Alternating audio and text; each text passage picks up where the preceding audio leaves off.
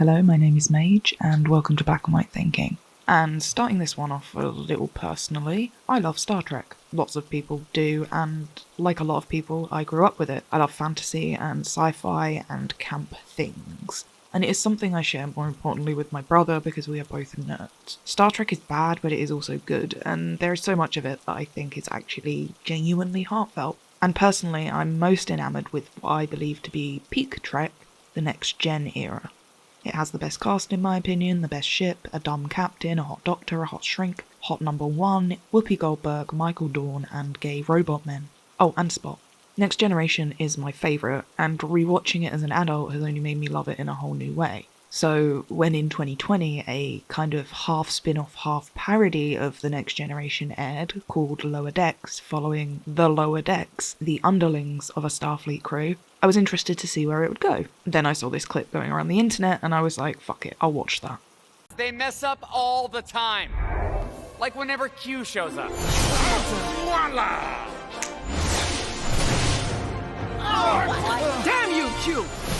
Good luck solving my little puzzle, mes amis. Tell me now, can you prove that humanity is worth saving? I think not. So I watch Lower Decks and it takes about a week and I mostly enjoy it. The whole thing is kind of funny, it makes some pretty good choices in terms of Star Trek lore, there is a sexy Bajoran, and the Lower Decks satire sat pretty well with me. However, after finishing it, I was left feeling a little shit in one regard. And well, you clicked on this video, and I'm becoming known for these kind of hot takes, so you know why you're here. After finishing Lower Decks, I only really had one protruding thought. Was that biphobic? Or was that bisexual? Had anybody else noticed the incredibly pungent queer vibes streaming through this shit? Confused and weirdly emotional about the whole thing, I kind of sat on it for a while, but I guess now's the time to address it. So without boringly over-explaining Star Trek, Lower Decks essentially branches off a premise that appeared in The Next Generation, where you have an episode following the so-called underling officers of the starship, not the first mate and the captain. Lower Decks itself is a whole show following this idea and attempting to make it funny. Jumping into the first episode, and like literally the first scene of this show, it read to me as queer. In the first scene of the show, you open on a traditional Star Trek captain's log, full of gusto and masculinity, only for the scene to reveal that the captain's log is not being made by the captain of this ship, but by a Lower Decks crew member in a closet on his break. Yes, a literal closet. And here is the scene in which we meet the two main characters of the show. Brad Boimer, a stickler for the rules, flouncy and mildly effeminate purple-haired nerd, who wants to work hard and rise up the ranks of Starfleet, hence the embarrassing moment in the closet pretending he was captain. We are also introduced to our female lead here, Beckett Mariner, a rolled-up sleeves bad girl who thinks rules are dumb and likes whiskey and Klingon swords. Do I even need to explain the rolled-up sleeves and whiskey trope? Something to drink. Tea? Glass of wine? Bourbon, straight up. Anyway, Beckett Rule Breaker interrupts Boimer Rule Keeper whilst drunk and accidentally does this. Welcome to the wild ride that is Lower Decks. Strap in tight. And okay, even if I think this scene is kind of a lot, I'm a gay who likes representation, so at first I was pretty happy to brush off any potential queerness I see here as projection. I mean, it's definitely a choice to put your two main gender role opposing characters in a closet together in their first scene, but whatever. Coincidences and harmless ignorance are easy explanations here. Star Trek is also one of those franchises that can feel thematically queer a lot of the time, even when it isn't explicitly being so. But these two characters specifically do continue to be coded in a way throughout the rest of this first episode, and as the show continued, that can be seen as queer. Queer-coded. Bi-coded, dare I say. And they're kind of written in that gender swap way that straight writers tend to do, where man acts like woman and woman acts like man, and this is seen as character work.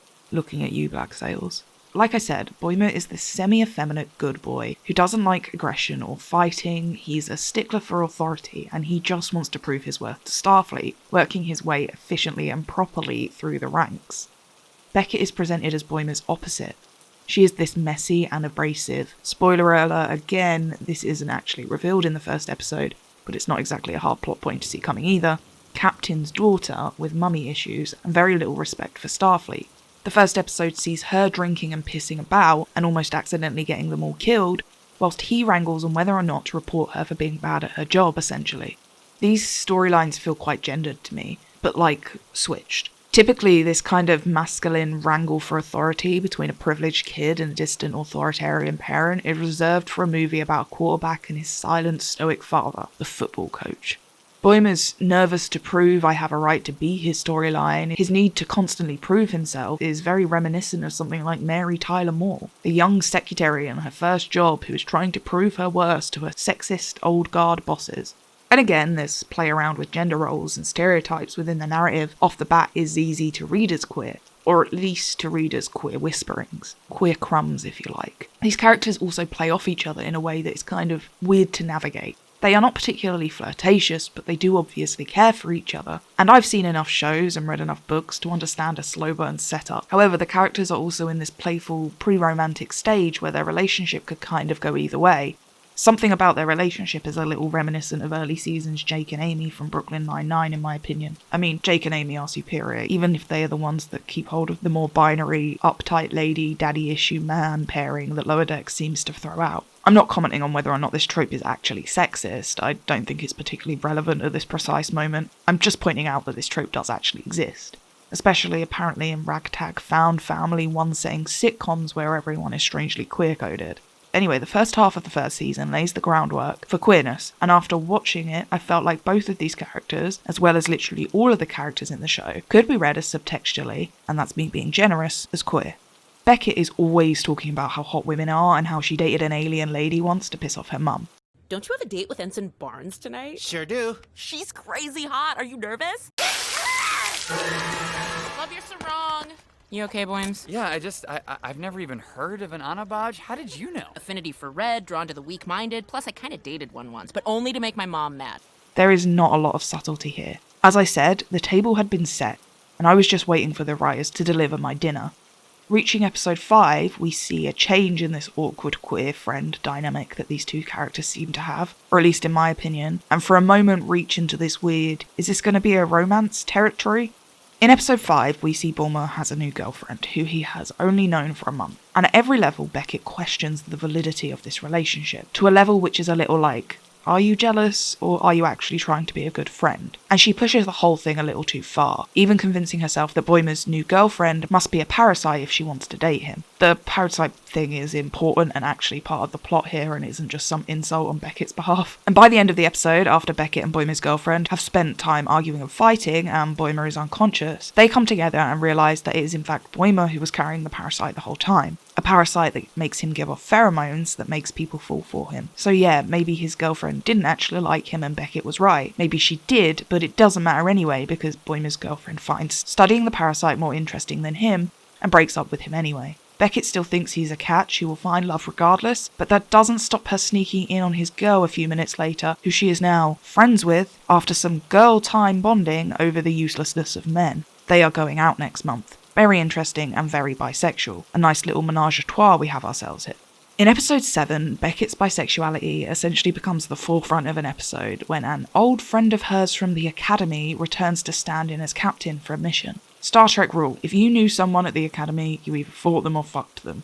That's just how it goes. The word bisexual is, as always, never actually said, but watching the episode, it definitely seemed to me like Beckett and Ramsey were gal pals back in the day. This whole episode follows Ramsey and Beckett sharing memories and sweet moments and genuinely being actually cute, even when they reach the peak of their tension for the episode. Ramsey wants Beckett to be her first mate, to come work with her, but Beckett is not ready to grow up. So Beckett spends the whole first episode trying to flunk what is essentially a job interview because she's scared of growth. It's like her whole character arc. Things are fine between the characters by episode's end. They discuss their stuff. Beckett says if she was ever to actually rank up, it would be for Ramsey. And then they punch out a man who tries to flirt with them together and hold each other as they look upon their romantic view of some sort of cosmic being devouring another starship.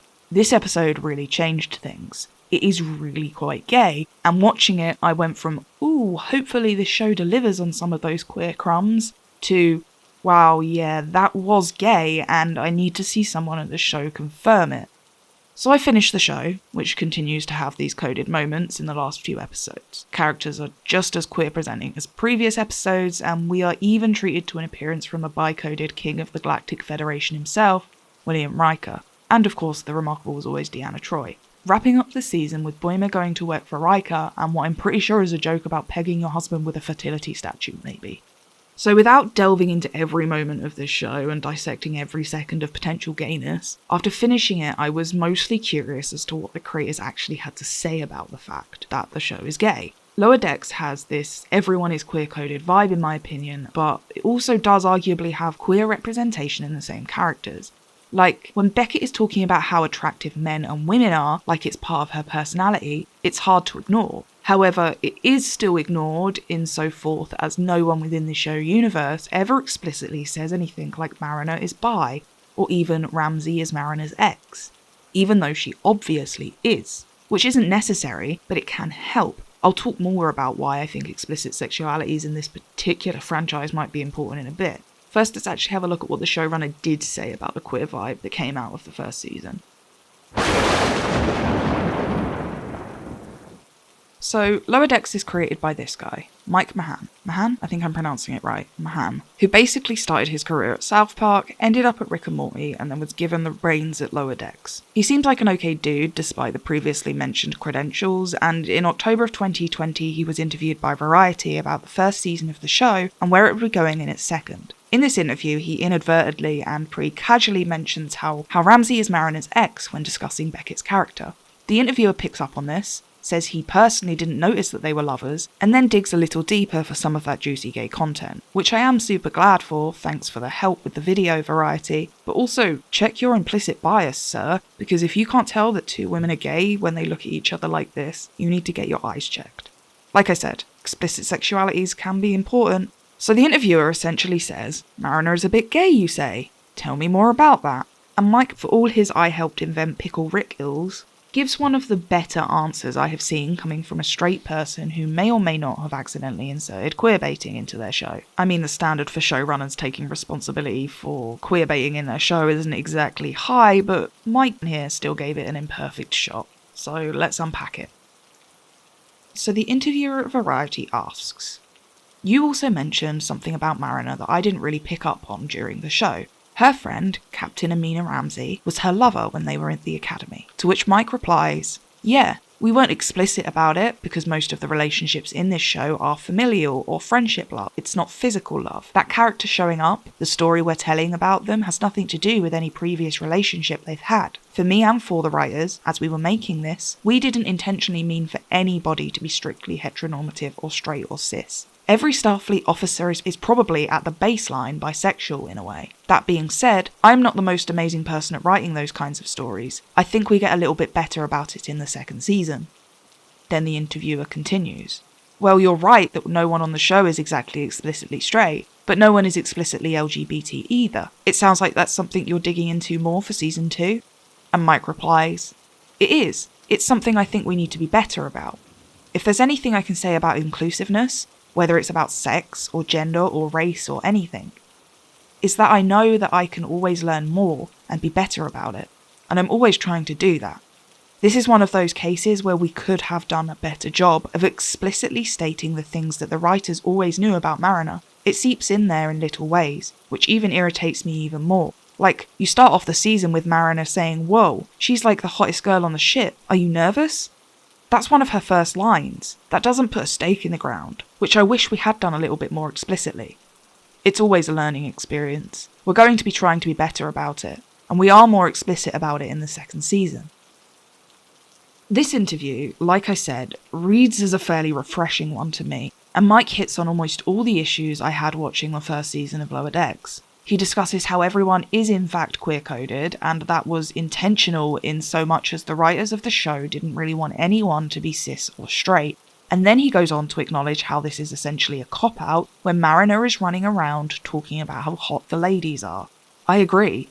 It is irritating to see Mariner's sexuality being toyed with when no one actually wants to talk about it. No one is asking Mariner to speak exclusively about her queerness, but addressing her queerness is okay too. She can say she is bisexual.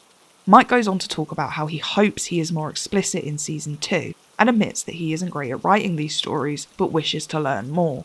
I mean, I don't really appreciate being some cishet guy's road to wokeness, but I appreciate the sentiment, and the fact that he is willing to self-reflect on these things. Like, again, so many writers do not even go as far as admitting the genuine queerness they know they have written, so I am happy about that. One thing he said in the interview stuck out to me though, and it really is the reason I took these vague passing thoughts about Lower Decks and decided to actually create a video about them. Mike said that every Starfleet officer is baseline bisexual. Once again, I appreciate the sentiment, buddy, but we're going to have to talk about this one, because even if Mike doesn't necessarily see it, it's kind of problematic, and also just another damn cop-out. And that's with me ignoring and being very kind about the baseline wording that he just used, which definitely translates as, my characters are at least bisexual, which is possibly one of my least favourite ways to talk about bisexuality. See, Mike might have truly created all the characters in this bubble of the Star Trek universe as bisexual, and I'm glad he confirmed something so obvious to me, an actual bisexual, from the offset. However, this universe, this particular time period even, is not detached from the greater Star Trek lore, and this massively complicates his whole free-loving caramel and queer utopia that he is trying to create. Because unfortunately, no matter how much Mike implies baseline bisexuality in his show, the fact that the Star Trek universe does not apply this concept as a whole means that he is caught in a paradox. Everyone should, really, be considered queer or at least open to queerness in the Star Trek universe. I agree with him on that. It's one of those future communist sci-fi settings that lends itself to many types of queerness and fluidity. Everyone in the Star Trek universe, every Starfleet officer, is not innately bisexual though. This story is really patriarchal. Star Trek is patriarchal, and it is most definitely heteronormative, with like 90% of all Star Trek characters at least having been written straight over the last 50, almost 60 years. If he says everyone is baseline bisexual, but doesn't have the characters within Lower Decks label themselves as such, he cannot claim that the show is bisexual representation, or that his characters are bi, because the heteronormative laws of Star Trek do not allow it. As much as I want to believe we're at a point in Star Trek history where all the characters' sexualities are no longer assumed straight in canon, we just aren't. And unless the rest of Star Trek is going to catch up, the excuse of, well, everyone is bisexual or queer, so why even say it, falls flat, especially, as Mike admits, when Mariner is so explicit in her attraction to women as well as men. Star Trek gay representation might honestly be worse now sometimes than it was in the actual 80s. In regards to bisexuality specifically, we have Seven and Raffi on Picard, which I'm definitely desperate enough to call a win, but Discovery and the Kelvin films either pretend bisexuality doesn't exist, or played the old bisexual depraved vamp trope to death. Gays are soft, sexless creatures in Discovery, and bisexuals are mirror universe revelers in debauchery, imagery that was inherited from earlier seasons of Trek. Please, Kurtzman, just let the mirror universe die. Anyway, we're here to talk about Lower Decks, so if you do actually want to watch some videos about the wider queer representation in Star Trek, Jessie Gender's channel is probably the place to start. She seems to be the queen of queer Trek, linked below.